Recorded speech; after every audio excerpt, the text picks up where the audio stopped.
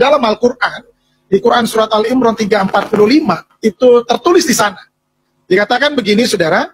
It's qalatil malaikatu ya Maryamu innallaha yubassuruki bi kalimatin min husmuhul masihu isabnu Maryaman wajihan fid dunya wal akhirah. Jadi ketika itu Al-Quran bilang begini.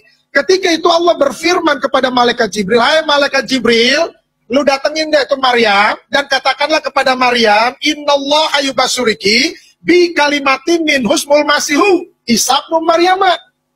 Kasih tahu kepada Maryam, ini adalah kabar baik, ini adalah kabar sukacita, bahwa engkau akan mengandung dan melahirkan seorang anak laki-laki yang bernama Isa. Isa putra Maryam. Dan sudah tertulis namanya Isa, bukan yang lain. Isa putra Maryam. Siapa dia? Dia itu adalah wajihan fid dunya wal akhirah. Dia penguasa dunia akhirat, saudara. Ini pribadi yang luar biasa, saudara.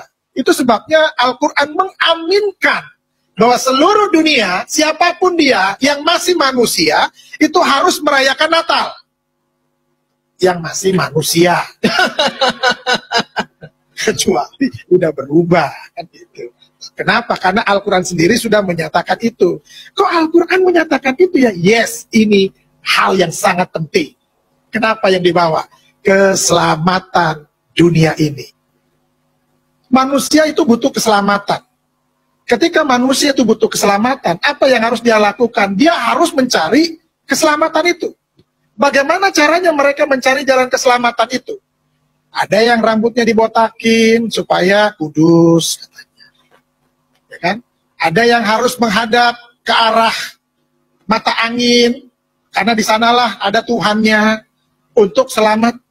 Lalu ada juga yang harus mengorbankan korban untuk selamat. Harus bawa sesajen untuk selamat. Nah, kalau di dalam Yesus itu nggak butuh yang kayak gitu-gitu. Justru ketika manusia tidak menemukan jalan keselamatan itu, apa yang harus mereka lakukan? Mereka harus mencari yang namanya sirotol mustaqim, jalan keselamatan itu penting bagi manusia. Kenapa? Karena di dalam dunia ini cuma dua tempat, surga atau neraka. Nah, semua manusia pengennya ke surga, betul ya? Tapi ingat, kalau mau ke surga, harus kenal sama yang punya surga.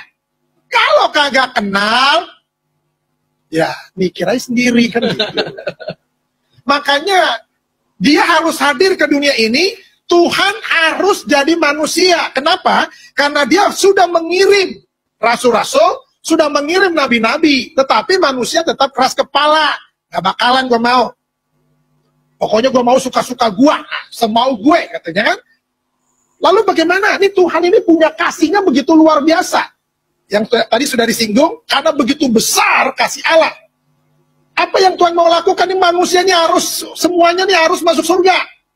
Karena neraka diciptakan untuk setan, untuk genderuwo, untuk iblis. Bukan untuk manusia. Manusia ditempatkan semuanya masuk surga. Amin. Tapi yang bagaimana dulu? Nah, itu kemauannya Tuhan, itu hatinya Tuhan. Tuhan mau semua manusia itu masuk surga. Bagaimana caranya untuk Tuhan menyelamatkan manusia? Dia harus jadi manusia. Kenapa harus jadi manusia? Karena yang diselamatkan manusia, bukan monyet. Kalau yang diselamatkan monyet, ya otomatis dia harus jadi monyet dengan bahasa monyet. Tapi yang diselamatkan manusia, itu sebabnya dia harus jadi manusia. Makanya ada yang bilang, Tuhannya orang Kristen lucu, jadi manusia. Suka-suka dia. Dia mau jadi apa, suka-suka dia. Ya puji Tuhan, yang diselamatkan target utamanya adalah manusia, maka dia harus jadi manusia dengan bahasa manusia.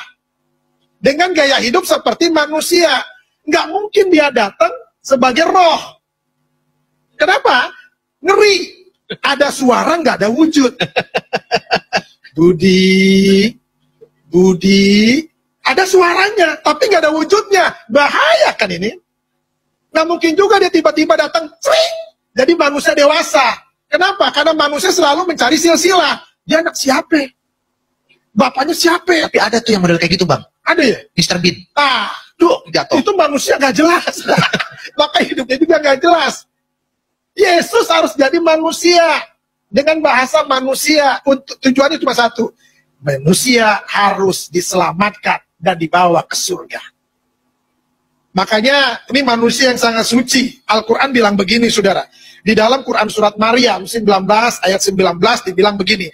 Qala innama ana rasulu rabbika li'ahaba laki gulaman zakiyya.